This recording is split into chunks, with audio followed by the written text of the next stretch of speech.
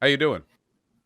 I'm doing okay. The news is quite sad, but I'm doing my best to keep my chin up and try to think of the best things. Try to keep my mind on positive thoughts. But I mean, I did recently declare that I have the tools to defeat the Taliban single-handedly. Hmm. I have offered to the U.S. government that they can airdrop me into Kabul at any time. I will sit down. I will walk up to leadership and say, Taliban, more like Taliban, and then they're fucked. So That'd at be any point, they can drop me into Kabul. a pretty devastating joint operation forces with Marion Williamson's proposal to send in the podcasters. Did you see that? I did see that. I think Yeah, that shit was send brilliant. Jimmy. I think she's got a good idea. Send Jimmy Dore to Afghanistan. I think it's brilliant in its simplicity. Did you see Tom Cotton and Mitch McConnell's statements about Afghanistan? Um, didn't Mitch McConnell do the whole like regrettable but Biden's fault shtick? I didn't see Tom Cotton. So Tom Cotton has basically said he said like a day or two ago they're at the gates of Afghanistan, bomb them to hell. Hmm. Like he thought that maybe somehow we were going to bomb them all and then redeploy massive amounts of troops to push them all back. And seeing Tom Cotton say that, even though he's more of the right wing populist, was really interesting. Mitch McConnell then went on to say something pretty similar. And I just found it interesting that under Trump, even though we all know that pulling out of Afghanistan polls at 66 to 70% among the American populace, and saying I'm pro war, let's be pro war, is a very unpopular thing to do. Right when they're not in a position of power, then they switch base because no one wants to be the politician who actually stops a Yeah, withdrawal of from course, because Trump Afghanistan. was a fucking beta bitch boy. Trump talked a big game about pulling soldiers out and ending the war, but he and everyone else who had anything even approximating access to White House intel knew that if you did that, the Taliban would resurge and it would be optically bad, so he kicked his feet the same way Obama did. But Chad Biden actually whipped one out and pulled out of Afghanistan. For better or for worse, he actually committed to it, which is more than Trump's fans could ever say.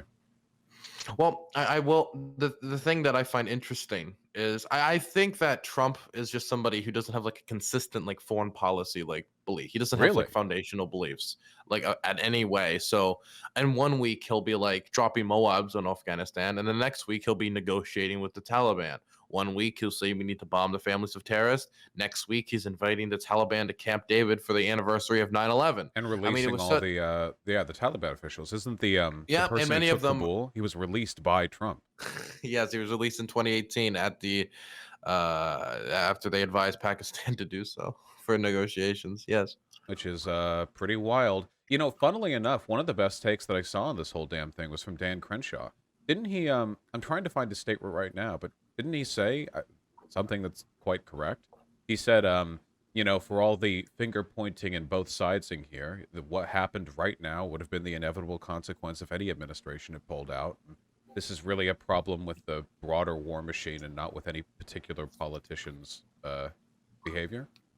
Now, odds are that we would see something similar to this. Maybe it would have been more lengthy opposition to the Taliban Hmm. if we were able to do it in a different manner. This is not exactly my withdrawal. I definitely think it should have been done differently. I think this has been botched since the start. But I think something like this would have happened. The thing that I think 100% shouldn't be happening is the amount of chaos that's going on when it comes to the amount of refugees at Kabul airport Hmm. who are literally falling from planes as they cling on for dear life because we don't haven't admitted enough of them as actual refugees to come to the United States. Biden was like bragging about 2,000 in his speech. He was bragging about it. When some NGOs are talking about 88,000 needed to being brought to the United States, and he's bragging about 2,000. Yeah, It he's kind of being Biden is being kind of a dishonest fuck about this. I think that like strategically, the fact that it's really bad optically how we pull out of Afghanistan, but that we send people back in to help facilitate some withdrawal from Kabul. It's kind of the suggestion there is that like we dragged our feet, but then we weren't actually ready for how quickly the Taliban would overwhelm the 20 years of supplemental defenses that we've propped up to keep them away, and then like desperately trying to like run back there to shore up the last second withdrawal. We probably should have gone like pull the troops back to the capital city and then like stayed there for a month while facilitating as much Yeah, well, transportation out of I the city will as say possible. that I will say that a lot of this is probably due to the fact that analysts got the entirety of the situation incorrect. I mean, at first it was, well, it could fall in 6 months to the Taliban. Then it was like, wow, all these provincial. I mean, the first provincial capital fell a week and a half ago. Hmm. There's over 30 something provincial capitals. And the first one fell only a week and a half ago. A week and a half later, Kabul falls. I mean, Kandahar fell only like what, 4 days ago, To and be that's the second fair, biggest city. did you expect Kabul to fall this quickly? No, no one did. Yeah, no, Literally, no one did. who When they said, when like people a said week. 90 days, when I heard the statement it'll fall in 90 days, I'm like, yeah, right, okay, buddy. And then it didn't even take 90 days. It took like 3. No, it took it no time at all. I mean, we were like they caught us on our heels. We were still running out of the capital when the Taliban started marching in. It was incredible. So this right here, I've said this for a very long time, and people get really angry at this statement because they think it's coping, but it's 100% true. Mhm. Lefties, when they say, "Hey, let's leave this country," or "Let's leave that country," or let's get out of there, let's just pick up all of shit and leave," you need to then answer the question, how? How is a really important question, because you don't want to make sure that the last little impact your country has on this country you've been engaged military for the last 20 fucking years makes the situation even worse, either for the refugees that you want to accept or for the local population. It could cause more chaos on the ground, cause more conflict on the ground. I mean, I don't think anybody can really tell me that right now it's a massive success when refugees are falling from planes. You know the Malcolm X analogy about how America needs to acknowledge the dagger it buried in the back of Black Americans? Uh-huh. I feel like you could extend that analogy when it comes to harm done to a group of people that you're trying to make amends for. That there are different ways you can pull out that knife.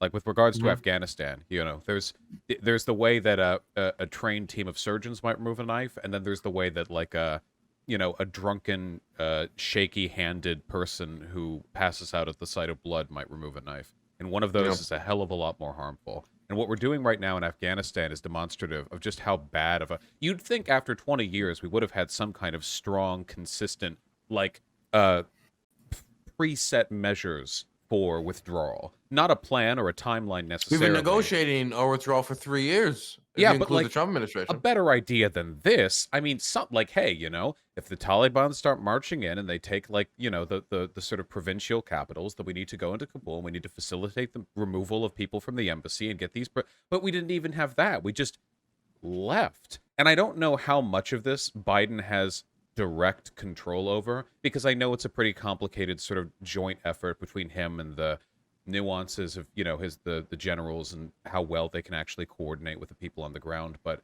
this feels almost like a worst case scenario.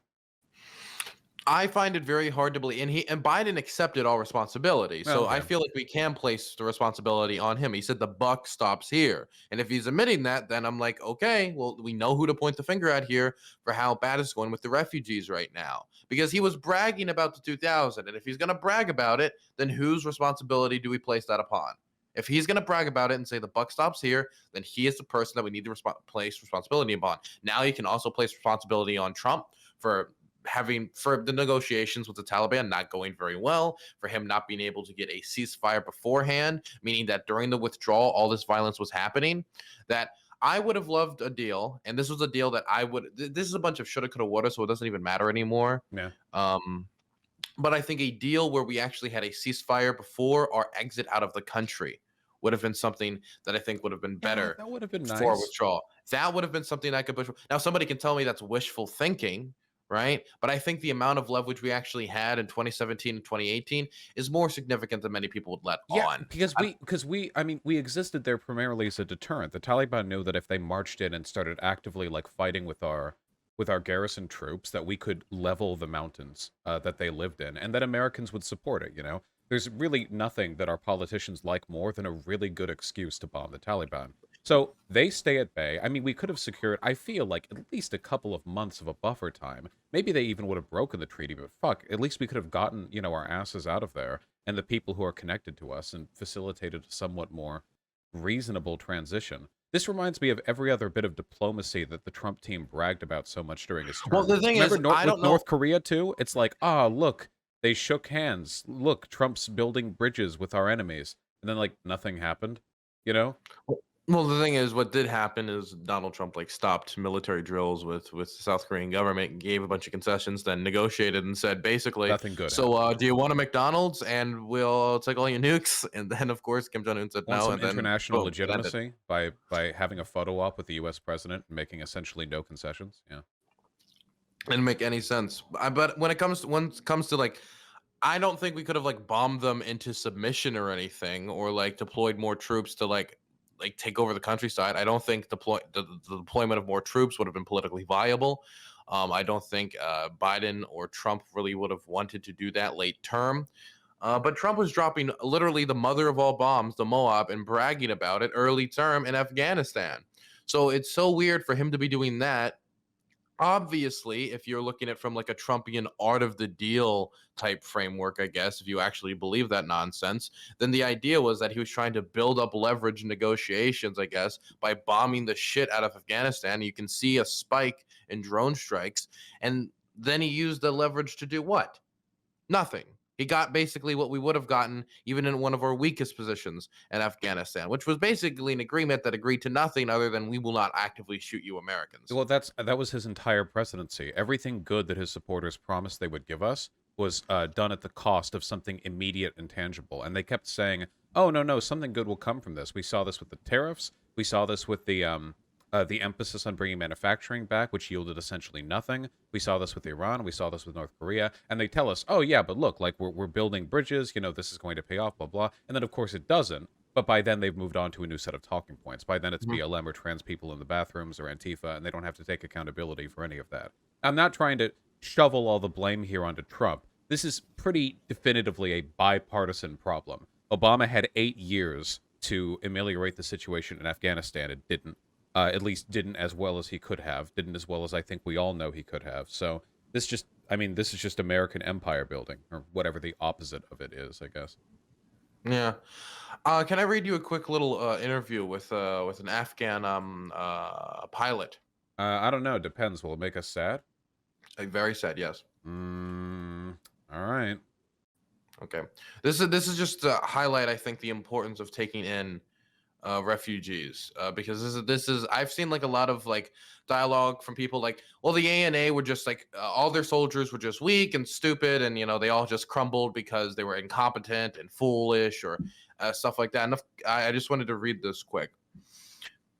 And this is a question to the Afghan pilot who was fighting for 15 years for the ANA. Anything you want the American public to know?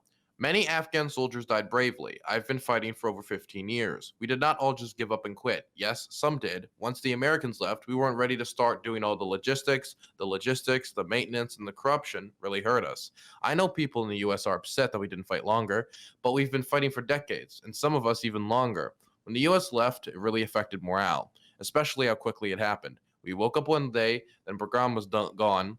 Everyone got scared. It got out of control. I'm mad at many of the senior leaders who lined their pockets and simply vanished from the country. However, thousands of Afghan officers were not responsible for that. We were simply doing the best we could.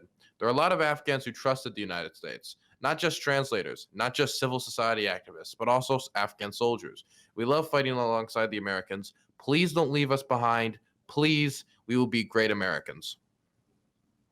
Yeah, I do think that hits on a really important point, which is that as while it is true that the ANA buckled almost comedically quickly, that seems to have been largely a logistical problem, like because a military is almost nothing without a strong network of officers and lines of communication to maintain contact and keep morale high and make sure everyone knows what they're fighting for. It seems like we gave them a fuck ton of guns and like vehicles, but the upper leadership of the ANA and of the government in general were just worthless, just absolutely Yeah. incapable of keeping the frame together. The soldiers may have been brave, but that doesn't mean shit if there's nobody to command them. There's just how soldiers work. There's been reports about food problems, and then there's reports about payment problems. There's reports about some soldiers only have 15 to 30 bullets, meaning they Jesus. don't even have like more than like a single clip It's the to actually. Eastern Front, fucking Soviet Russia sending them west. Jesus Christ. Yeah, and not to mention the fact that, of course, corruption in the ANA is not a new story. No. Even this Afghan pilot talks about it, like corruption was a major issue. There's, of course, the Afghanistan papers and many others highlighted the issue of ghost soldiers, which existed in Afghanistan and also existed to a large extent in Iraq, and was part of the reason why ISIS was able to take Mosul, was because what would happen is a lot of these like commanders, they would have this list of all these people that were fighting for them. And the generals look at this list and they say, we have 10,000 soldiers guarding this position. We're great, we're wonderful. But what really happened is they actually have maybe 2,000, because 8,000 of those soldiers are not real. They are commanders of these units actually take out this list. They make up a bunch of names, or they'll say a bunch of people that are not actually working for them or fighting for them, get their paychecks for those soldiers and pocket it. Or the other thing they'll do is that they'll get somebody, give them half of their paycheck, say, you actually don't even need to fight for us. Go home, you get half the paycheck, don't need to do shit. They'll take the other half of the paycheck and pocket it. It was grifting of the highest extent. And not only did it sacrifice the national security in Afghanistan, but national security in Iraq. And was part of the reason why ISIS was able to take over the country so quickly. Yeah, it seems like a logistical nightmare.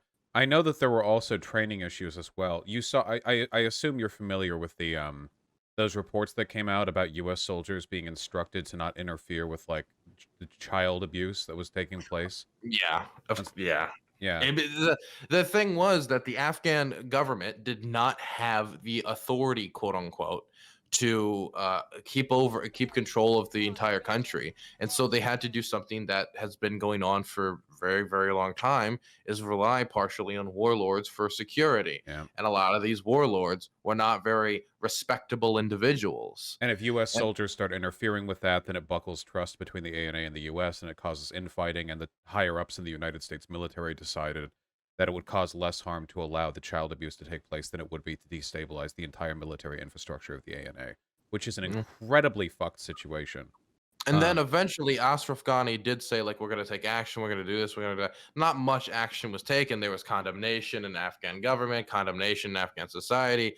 And there were like a few instances of individuals being arrested, but it really only happened if there was massive outcry. In the United States, that there'll only be action against like some certain police officers that do abuses once the entirety of the public sees it. There's protests, and then it'll happen. It yeah. was kind of like that for this instances. And then I saw like a few people be like, see, this is why like the Taliban. You go over to Taliban, they're doing child marriages Yeah, to the 40-year-old men. Taliban So are that's just a systematic rape. So not it's known for their excellent treatment and respect for the autonomy of people. So wouldn't make positive comparisons there. I also want to make clear, by the way, that while it is undeniable that U.S. military discipline is much fucking better than anything you'd see in the ANA, it's not like American soldiers don't go about raping people. It's not. Mhm. I just want to, because there are some people who essentialize this, like, oh, of course Afghans are raping kids. Well, Oh okay, yeah, I buddy, mean, look into we committed there. American war crimes. All right, we are not strangers to this. Oh yeah, I mean, we committed war crimes in Afghanistan. I mean, it was not too long ago when all these reports of Australian war crimes in Afghanistan has come to the public. Yeah, they're I mean, Aussies, obviously. yeah, yeah. I mean, it's yeah. I mean, Prison Island, eh? Yeah. But yeah. So I just also want to make clear that going forward, I think people should be doing two things. The first major thing that people should be doing, of course, is pushing their their legislator and their representatives to do everything in their power to either pass legislation or to pressure officials to get as many refugees as physically possible to the United States. Because I've seen a lot of dumb fuck takes right now in the other direction. Like here's a great example. There's this one Republican running in Florida Hmm. who tweeted out something along the lines of like, look, Europe and United States took in all the refugees, all of them from Syria, and now we're gonna do it for Afghanistan too. Crazy. Didn't Turkey took in like 4.7 million. like Jordan took 90%. in 1 million. 1.3 million. Lebanon took in 1 million. We took in 30,000. I think it was in 2017. We only took in like 600 refugees Yeah, from they took Syria. like 90% of the Syrian refugees. We got like a fraction of the total, and we still had an entire global resurgence of the far right because of that, because we hate brown people that Yep. much. Now Europe did take in a lot more refugees than we did, Oh yeah. but to suggest that like the region didn't pull their weight or the refugees didn't go to one of the first nations they could have is preposterous. They 100% did. Just a lot of these countries they'd get to, they were super full, or there'd be like military at the border, be like, "Yo, dude, you're not entering. We already too many here." Yeah, I mean, it's simple as this. I mean, we're responsible for the messes we make. We're obviously responsible for what's happening right now in Afghanistan. I mean, you could also argue the USSR is probably the other biggest instigator, but that country no longer exists. So, in the absence of the USSR's responsibility, we have the United States. We are the self-appointed world police. If we're going to go destabilize foreign countries and make a mess of things as we pull out, the least we can do is accept the responsibility for mitigating the harm done to the refugees. Obviously, that's not going to happen. Canada's taken 20,000. I'd be surprised if we take 10, but we should. We should take far, far more than that. Also, our populations are flagging. Like, I don't know why we wouldn't. I know that I Afghan mean, refugees our probably aren't the population most is educated. massive in comparison to Afghanistan, or massive in comparison to Canada and Germany, and all these countries took in way more than us. I mean, well, my position, we should be taking like 6 digits and like of refugees Yeah, from yeah, Afghanistan. and we could. We don't. One of the problems is we don't really have like a good domestic infrastructure for the redistribution of refugees. You know, like on the degree that like Turkey has, for example, the resettlement and everything like that. We just don't. When was the last time we took a large population of refugees? Obviously, we have a lot of people who come up through the border, but we don't really resettle them. They kind of find their own ways through and into our country. Um, we didn't I take can't the actually Jews think of the back. last time. I remember after Vietnam, we took in I think 130,000. That went decently well, right? I think the Vietnamese population in America is fairly well educated and integrated. I mean, yeah, I mean, like some Vietnamese Americans, some of the most like some of the best people I know in my life. I mean, I know a lot of Vietnamese Americans. Yeah. I love all ethnic groups. Yeah, yeah. Don't start ranking them on the show. Like, let's rank the refugees. I That's not a good idea.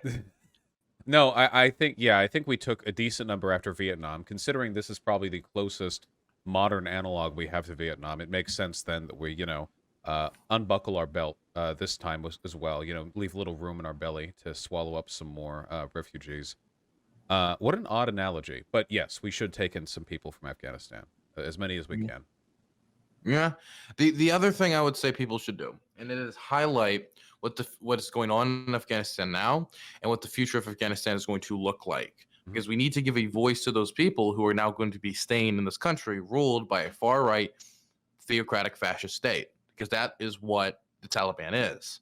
I think a lot of people like need to just like really sit down and realize what type of organization the Taliban is. They have slaughtered minority groups and done ethnic cleansing before against like Hazara populations. They of course have extremely far right policies when it comes to women, when it comes to not allowing them to access education, not allowing them to go to work, beating people in the public square. I remember like a few months ago, there was like during like when all this was going on in these negotiations, there was an interview with I think it was a Vice interview with the Taliban, and they were taking them around the city trying to brag to this Vice worker, and they sit down, and there's like here's a court proceeding, and they're trying to brag to the Vice worker about this, and what I see in this court proceeding is them saying, "Are you guilty?" and then they just slap the dude. You guilty? Slap the dude again, and that is the Taliban criminal justice system. Yeah, I mean, if you look at videos of them, I mean, they're a bunch of fucking rowdy 19-year-olds. Like, anytime I see videos of the Taliban doing anything, they don't come off to me like a group of like self-serious,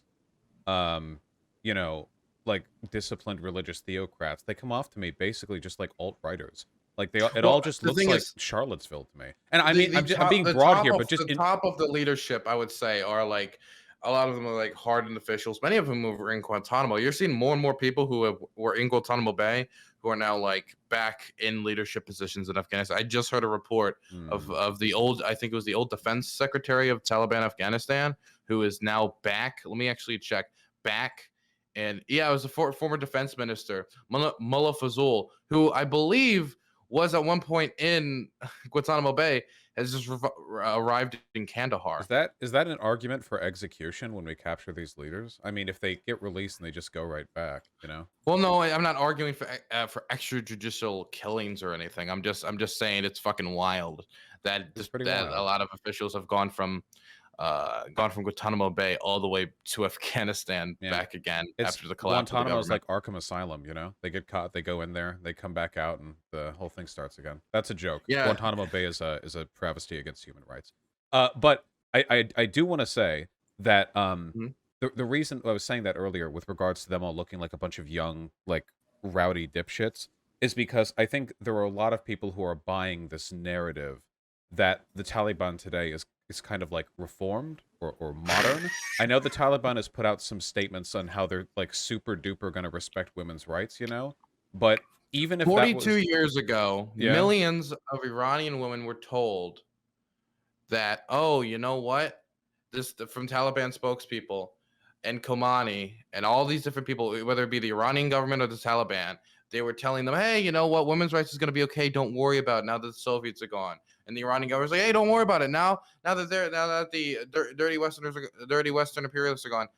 Where everything's going to be fine for women's rights. They say this every fucking time. yeah. They're going to rule this like they've ruled every time before in any province they've ever held. They're not going to 180 this shit. Now, if they do, I will be pleasantly surprised. But that's like telling me the Nazis are going to start like a Jewish Appreciation Day. I find it very hard to believe until I see it actually take place. Here's a great example. Hmm. There's this university. I forget. I think it's called Herat. I forget the exact name of their university. It's actually a great university because 60% of the people at the university actually are women, which is like actually really fucking cool. And Taliban soldiers have been turning women away now that they've captured the province, saying that, oh, you know, you can't really go to school right now. Goodbye. And they're starting to turn them away. Now, this was brought up to a Taliban spokesperson who was saying, yes, women will get education. Yes, women will work. Yes, women will be Yas queens. Good sir. And then they ask about this instance. They just dodge the question. They don't address it whatsoever. This is purely for the cameras. It's because the thing is, the Taliban know that if people knew what was going on, people might have more interest in like paying attention to Taliban crimes. Well, this is also what I mean about the Charlottesville comparison. And I'm, of course, making comparisons to things to which I'm most familiar. I've never argued with the Taliban insurgent or, in fact, any Islamo-fascist. But, you know, if you argue with some of these, like, alt-right types, you'll be like, hey, you'll respect women and Jewish people, right? And they'll give you a big ear-to-ear grin, and they'll go, yeah, you know, we just want to Hmm. protect white people's rights. And it's so obvious. But it feels like it fools enough people every time they do it that it starts the discourse again. I think people want to be. The thing is, I think a lot of people right now want to believe the most positive possible scenario. People want to believe that there was no problems with the withdrawal. People want to believe that that everything in Afghanistan is going to be okay, and people want to believe that everything's peaches and cream. They don't want to accept the hard truth, and the hard truth of the matter is the withdrawal was not as peachy as we thought it was going to, as many people thought it was going to be. That the government collapsed a lot faster than it was expected by basically every single expert, even pro Taliban people probably wouldn't have thought it would have happened this fast, and that the rights of women and minorities in Afghanistan are going to take a big back foot to this dictatorship. I think that the longer the Taliban are left with almost singular control over Afghanistan, the more likely it'll be that there will be some kind of insurgent infighting. I was talking about this with my stream, but I feel like at some point there's probably You going could to just be deploy Mike from PA. to unify them or to exacerbate the split. No, to like make them like divide. It's Oh, called infighting. I was thinking it could be like the Caliph, you know, like he would come in and he would be the holy leader that would unite them, you know? The prophet of Islam. I I I It's sewer Sharia, man. yeah, Mike from Kabul. Sewer Sharia, man. I wonder though because so it seems to me like Afghanistan is not going to be left unmeddled with for any more than like a year, you know? Wait, what's a zakat, Vosh? What's a zakat? Come I on, don't Vosh. What's a zakat? I can't believe You was can't. he unironically defending the Taliban on stream or Okay, Twitter or something? I'm so seeing okay, memes. so okay, so he and I had a disagreement on Afghanistan. Mhm. where I basically said that this is going to be worse in the fall of Saigon, and the reason why is because the Viet Cong and the North Vietnamese Army and Ho Chi Minh did not want to marry off little girls to 40-year-old men, Hmm. right? Hmm. And so I said that's why it's worse. I think that's very obvious to anybody with two brain cells functioning in their head. Does He he thought that wait? this. Does he He really thought comparing the Taliban to the the Viet Cong? he well he That's a then huge he insult to the Viet Cong, like an unimaginable insult to them. Does he know that? Well, the thing is, no, no, no. I said that because I saw a lot of people comparing the fall of Saigon. I wasn't even like talking about like the Viet Cong's like or the North Vietnamese army's like moral. I'm not an expert on Vietnamese history. I couldn't like tell anybody about Mhm. that. But he disagreed with my assessment. He thought that I was being imperialist or whatever by saying these things, and we went back and forth for a while. Then he did a stream about me when he says, he's a dumb kid. He's this, and that. And he basically the whole time I'm like in the Twitter and all this stuff. It's like, dude, can we just take like a second to like think about these Afghan women? Like they're actually gonna suffer. Like that's all I'm saying.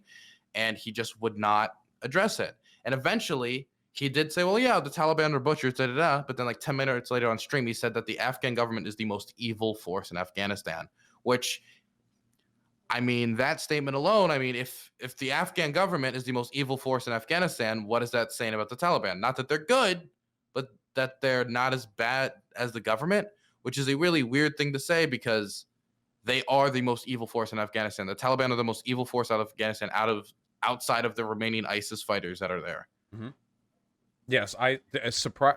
Incredibly, ISIS does actually manage to surpass the Taliban, which is extraordinary, and I hope they feel very proud of their achievement. This is a Mm. problem that I've noticed a lot of people having, Kyle Kalinske as well, most notably, where any acknowledgement of the suffering of the Afghan people or any, like, recognition that the conquest of the Taliban is going to be, like, massively harmful, they treat this like pro-war, pro-America, pro-imperialist, pro-State Well, Department propaganda. They cannot mhm, fathom that the idea that a withdrawal from Afghanistan is a good thing, but that it will still do tremendous harm that yeah. should be acknowledged, you know? The thing is that it felt strange to have people like lashing out at me like this is state propaganda, this is this and that, or blah blah blah, blah, because then it made me realize something. This is projection from these people because these are people who don't have, I think, the ability to confront these facts because these are people who I don't think have thought very deeply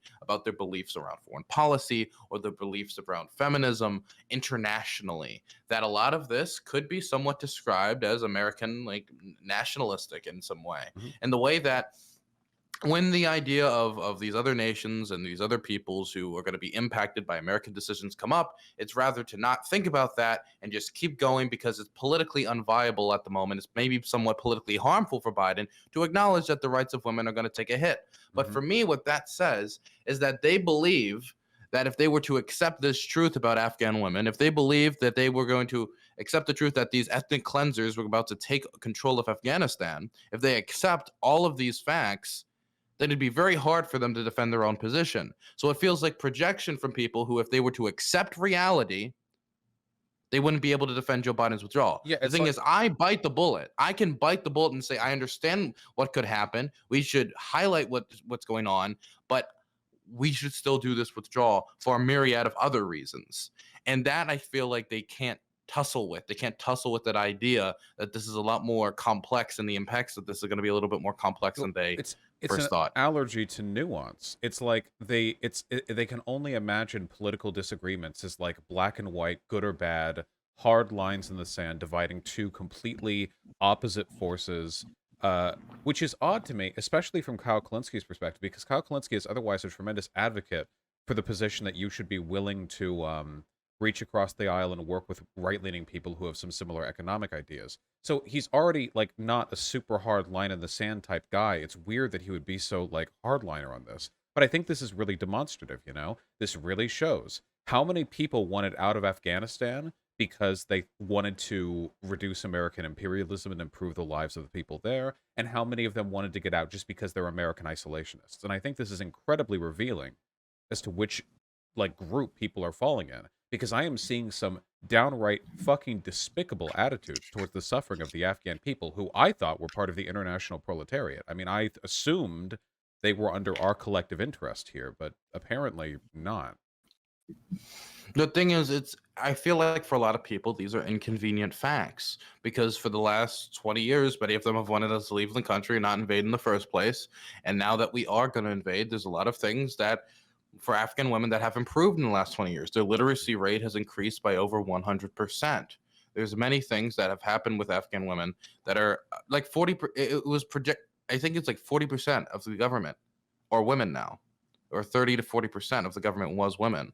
It was massive increases of them joining into to get into education and other things, into the workforce. And these now, for a lot of Americans, these don't sound like maybe like amazing statistics when you talk about them. Oh, like the idea of like women being able to get an education or women being able to like go to work. Like that doesn't feel like a big thing to American because we've had that as something in the United States for about 80 to 100 years for a lot of this, or to 120 to 140 years. But that isn't something that has been in Afghanistan for more than like 20 years. That is something that is legitimately on the chopping block. And when it came to Taliban negotiations with the government, and the indications from the Afghan populace that the vast majority of them support women's rights, they would never be able to. They weren't accepting women's rights in any negotiations with the ANA, and that's because they are an anti-feminist organization. It is hardline in their ideology. They're extremists. They can't accept that. Yeah, if nothing else, it's really funny that all the people who weren't even Bernie bust during the last election are falling hardline with Biden's position. Pull out, no concessions. Is it my fault that rights are failing in that country? Nope. Like, in this one gleaming moment in time, they are mirroring Biden's performative lack of responsibility over what's taking place over there. Um, so I guess that's funny, if nothing else. Yeah. Is there any more questions you wanted to throw my way? How Any long last things? how long do you think it's going to be before other countries pick up the power vacuum that we left open? Like China, I know they were talking about introducing Afghanistan to the Belt and Road Initiative after Mhm. America announced its pullout. It seems to me like countries just can't resist getting involved in Afghanistan. But if there was any country that could actually conquer it, China seems like the most likely candidate. They're not.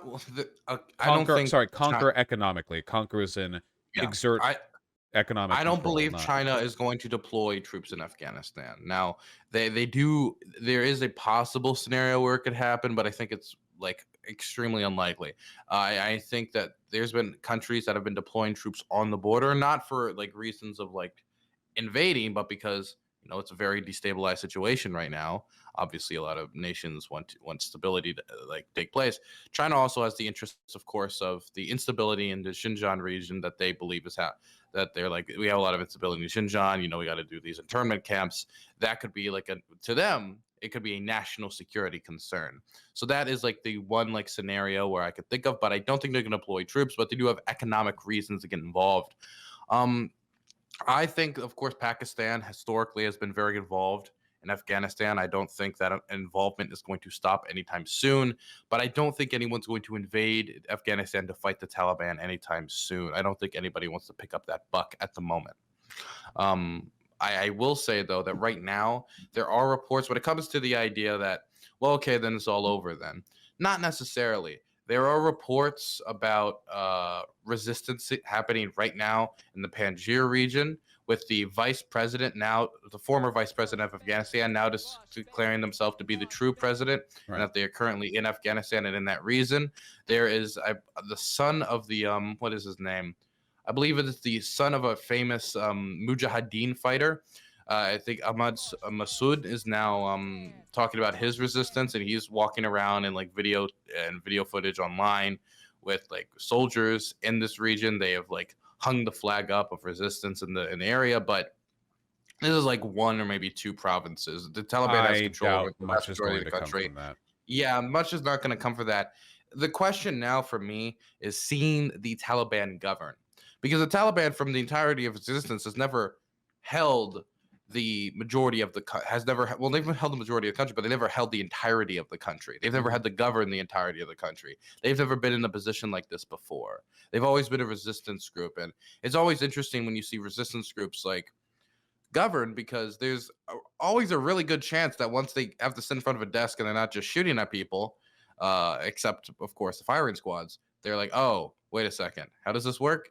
And then everything goes downhill, and then violence can spiral out of Yeah, I've control. been wondering about that because it seems like there's a decent possibility with this kind of relatively uncontested control that the Taliban, not to say they become good, they won't, but that they try to more or less adopt the mannerisms of a government, and that they start negotiating with other countries and Well, forming they trade have to be a deals and so on. government. They have to be a government. They're Right, most but likely going to negotiate with China. For example, Taliban officials have met with Chinese officials before. That's already happening. yeah, but like to what extent do you think they're capable of adopting the role of statecraft, of transforming from like a ragtag militia with control over the country into what is effectively a successful coup into being the leaders of a functioning, relevant country?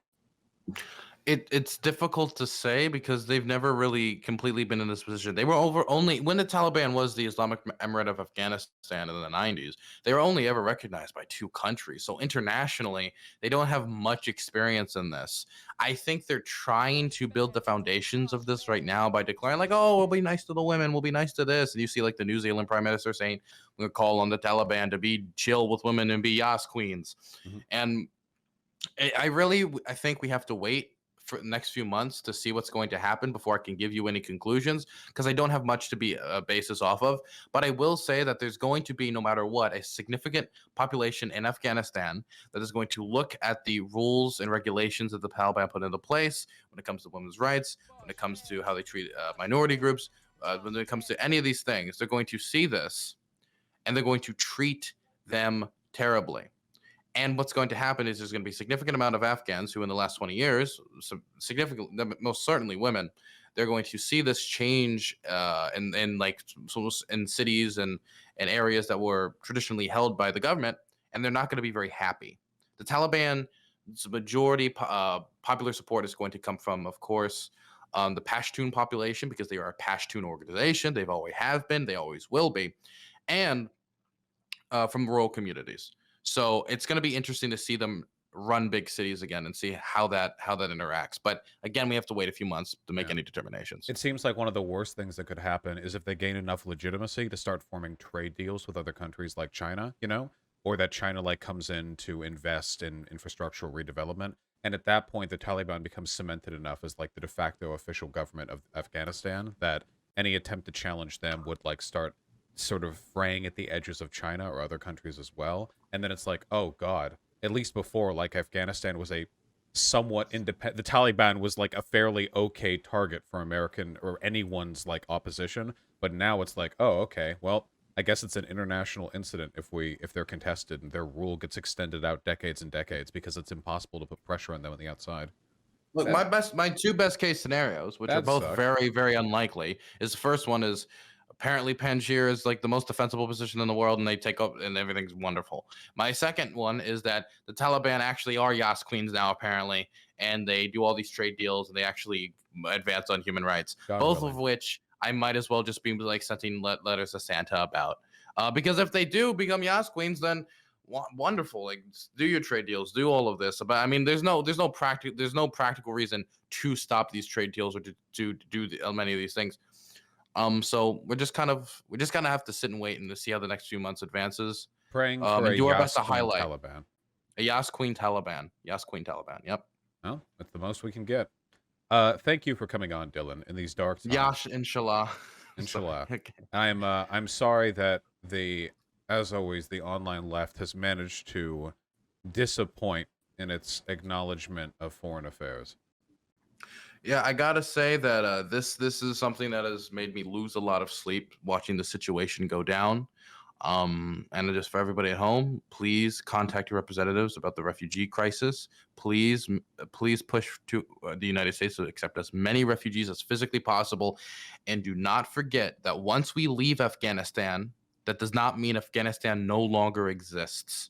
Afghanistan still exists, people still exist, and their suffering is real and legitimate, and that a line on a map made up imaginary, that's what a border is. A line on a map does not dictate somebody's moral consideration. Absolutely. Thank Wonderful. you again. You have a good day, Vosh. You too.